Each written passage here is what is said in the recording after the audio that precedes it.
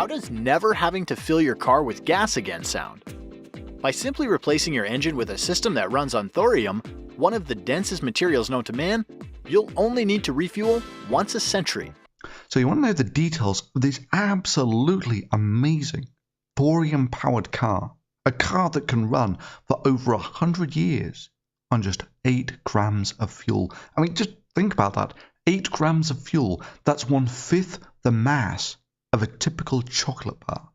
Well, the details are, it's bullshit, and I'll tell you why. Typical car engine runs with about 200 horses under the bonnet, which clicks in at about 140 kilowatts or 0.14 megawatts. Now, according to Mashable, this power plant is going to use lasers to boil water. Currently, the company experiments with small bits of thorium to create a laser. The beam heats water, produces steam, and powers the mini turbine, thereby producing energy. And that's kind of a problem. You see, this is the most powerful continuous laser in the world. It's designed to shoot down missiles and satellites, and it can only put out about 1 megawatt for a minute. Further, this is not just a laser you can plug into the wall. It requires incredibly exotic fuels, notably nitrogen trifluoride and deuterium. The idea that you're going to put a laser, which doesn't even exist yet, in a car that is 1/7 of the power of a laser designed to shoot down missiles, it's a little optimistic. But there are many other reasons why this is bullshit. But before I get onto those, let me just start by chastising Mashable for not having a clue what density means. The specialized element propelling the research is thorium. It's one of the most dense materials known in nature, so a tiny amount has the capacity to burn and emit energy for a long time. Look, I'm just going to take a hand-sized pop bottle as a point of reference. Hand-sized pop bottle contains about 1 litre. And if that's full of water, it has about 1 kilo of water in it. That is, the density of water is about 1 kilo per litre. Or alternatively, if it was full of rock, which is about 3 times as dense, it would weigh about 3 kilos. That is, rock has a density of about 3 kilos per litre. Iron clocks in at about 7 kilos per litre. And thorium is significantly denser still at about 12 kilos per litre, but it's still not even remotely the most dense metal. I mean, things like gold and uranium are about 19 kilos per litre, and things like neptunium and plutonium are modestly denser still. But density's got nothing to do with this. Nothing at all. I mean, look, so what if it's really dense? That just means that your 8 grams has a smaller volume. Well, so what? And if it's not very dense, that just means that your 8 grams has a larger volume. So what? 8 grams of thorium contains exactly the same amount of fissile material, no matter if it's dense or if it's not dense. By simply replacing your engine with a system that runs on thorium, one of the densest materials known to man, you'll only need to refuel once a century. The specialized element propelling the research is thorium. It's one of the most dense materials known in nature, so a tiny amount has the capacity to burn and emit energy for a long time. I mean, really, is this the level of the scientific literacy here? That you think that a pound of thorium weighs more than a pound of thorium feathers? And yet it crops up in story after story after story. Thorium is so dense. So what? Okay, deep breath. Let me just start by saying that I'm a big fan of nuclear power. In fact, I've worked in 3 nuclear reactors. And this is me putting my iPod in a neutron beam.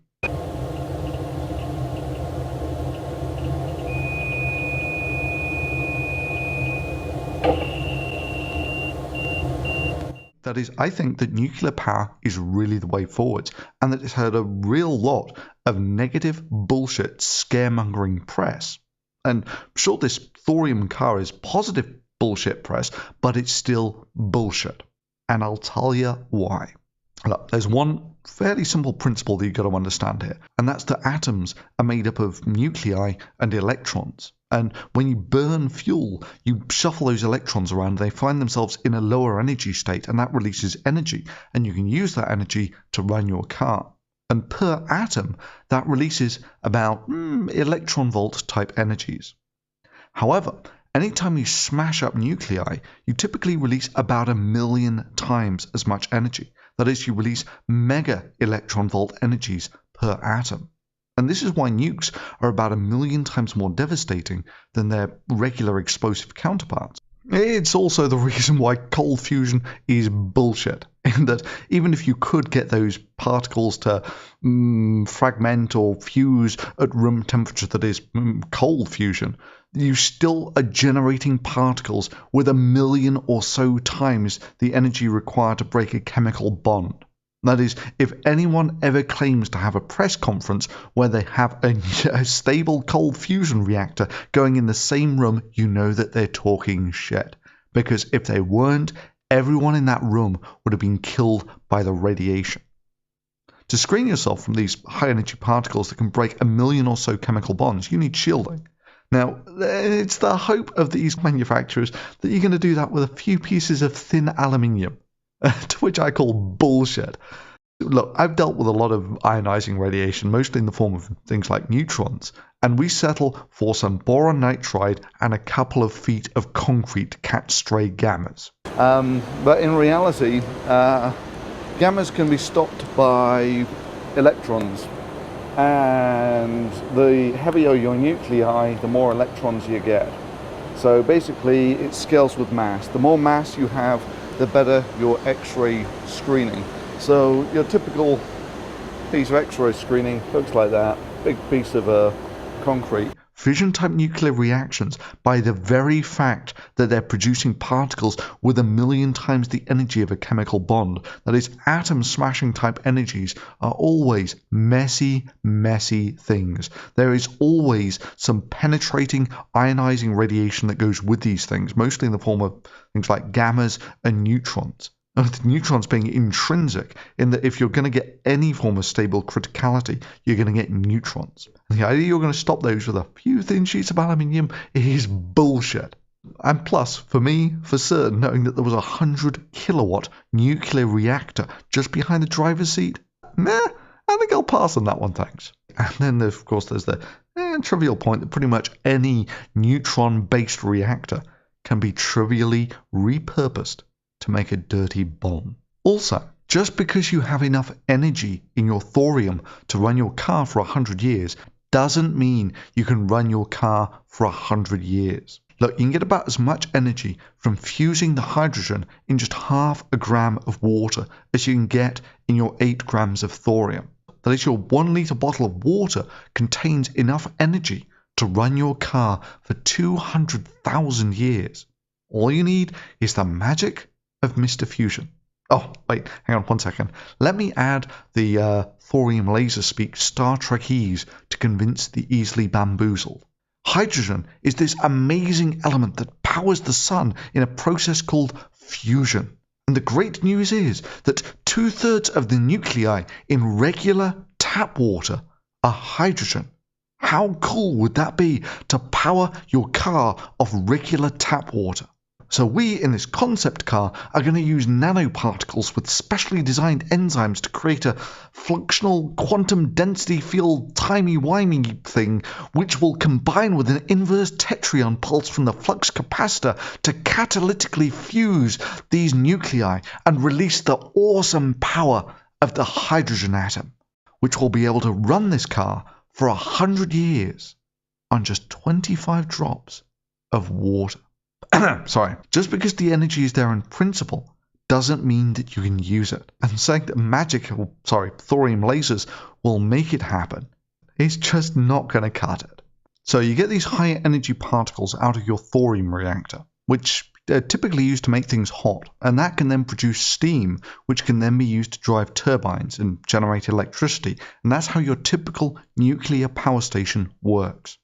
However, there's no way you can fit all of that in a car. And no sane person would drive around with a stable criticality giving off 0.1 megawatts around a populated city. Well, with the possible exception of Batman. Atomic batteries to power. Turbines to speed. Ready to move out. Thorium reactors, by their very nature, are not very throttleable. Well, they are. Just the time between when you put your foot down and when the car starts to accelerate because of the increased energy output of the thorium reactor will probably be between weeks and months.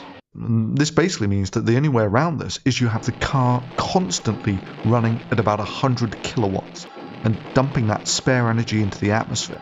That would be a 10 times increase of the average energy consumption of your typical American now. Again, this is just a really bad idea. Now, in principle, you could use a radioisotope generator or a thermoelectric generator of the type used to power the Curiosity mission on Mars. So basically what you do is you get the heat generated from the decays of unstable nuclei, and then you add some cooling fins to generate a temperature gradient, which you then use to run a Peltier effect type device to generate electricity. But again, look at the details. You have about 5 kilograms of plutonium here, and it's only generating 2 kilowatts of energy. And remember, you're looking to generate 150 watts to run a relatively small car. And again, this unit is not throttleable. It generates that constant power whether you use it or whether you don't. Then comes the really stupid bit. That you're going to use this energy to drive lasers to boil water and run turbines. Currently, the company experiments with small bits of thorium to create a laser. The beam heats water, produces steam, and powers the mini turbine, thereby producing energy. Oh, come on. First of all, the only lasers we have powerful enough to run this run on extremely exotic chemicals, not heat. Secondly, if you did have a megawatt type laser that you could use to run a car, or shoot down cruise missiles or satellites, would you really want to manufacture millions of them and put them in cars? The bottom line is that unless you're Darth Vader, lasers are simply a really shitty way of moving energy around. And that's why Star Wars failed. And I mean Star Wars failed, not Star Wars failed. And thirdly, are you serious? The more components you add to this system, the less efficient it will be. If you're using the heat of your reactor to power a laser, well, why not just use that heat to heat the water? Why add the extra component and make it less efficient? And no, you can't just power this laser off electricity, remember, because at the moment all you've got is a hot lump of material, and you want to turn that heat into something useful. And then, of course, lastly, thorium lasers don't exist, nor is there any conceivable way for them to exist. Remember, the decay events that you've got off here are giving off about 1,000,000 times the energy of a chemical bond. Or in simple terms, if you could turn that into photons, they would be in the gamma ray region. And gamma rays would go straight through the heating chamber, straight through the car, irradiate the driver, losing a bit of energy each time along the way, and then just irradiate the environment. That is, gamma rays would be a really lousy way of heating water, because most of them would just go straight through the car and out into the environment. Put simply, yeah, this car looks cool. But it's bullshit, and even if it did exist, it would glow in the dark. Look, I've seen nuclear reactors, both inside and out, and the bits that really do glow in the dark, and I can say without hyperbole that nuclear power is the way forwards. Sure, there are hazards, but there are hazards with all power sources. And once you understand those hazards and can minimize the risks, it's like flying. Sure, there are real hazards to flying. Being up at 30,000 feet and traveling just under the speed of sound is a rather dangerous place for a human to be in. But oddly enough, once you understand all of those hazards and have minimized the risks, this is what has made flying one of the safest forms of transport. But I can hear you say, well, what about the plane crashes? What about the nuclear disasters? What about Sellafield, 3 Mile Island, Chernobyl and Fukushima? Well, what about them? 3 out of the 4 of those reactors were essentially built before man walked on the moon. And one of them was built in a simple race to develop nuclear weapons, where safety was a secondary consideration. And one of them was built without a hard containment vessel. And one of them was due to an earthquake that killed 15,000 people. None of them died from irradiation from the reactor. 15,000 died as a result of the earthquake. And looked at like that, you have to simply be honest that living in an earthquake zone is a bigger hazard than living next to a nuclear reactor. Or another way of looking at it, France generates about 80% of its electricity from nuclear power and has done so for many years. And just think about how technology has changed over the last 30 years. All modern power stations are designed to fail safe. That is, just like cars and planes have gotten so much safer over the last 30 years because we understand the risks and we have the technology to design better systems, so the nuclear reactors are now much safer than ever they used to be, and they're far more elegant beasts than their clunky predecessors.